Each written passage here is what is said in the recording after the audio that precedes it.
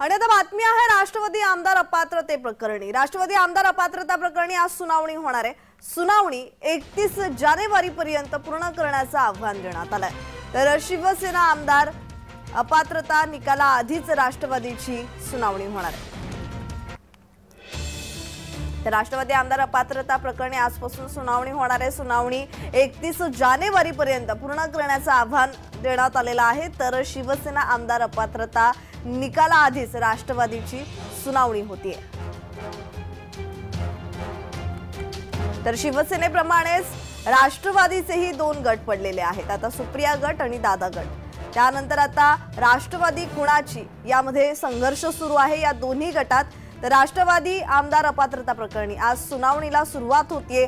सुनावणी 31 जानेवारी पर्यंत पूर्ण करण्याचं आव्हान देण्यात आलंय। तर शिवसेना आमदार अपात्रता निकालाआधीच राष्ट्रवादीची सुनावणी होतीये।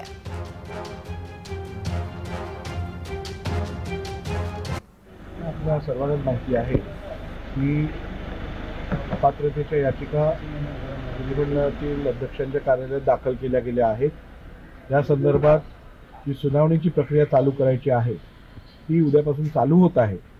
उद्या सुनावणी घेऊन या पुढची जी प्रक्रिया असेल ती चालू करण्यात येईल आणि सर्वोच्च न्यायालयाने जे आदेशात मुदत दिली आहे त्या मुदतीत हा निर्णय घेण्याचा पूर्ण प्रयत्न माझ्याकडून होईल।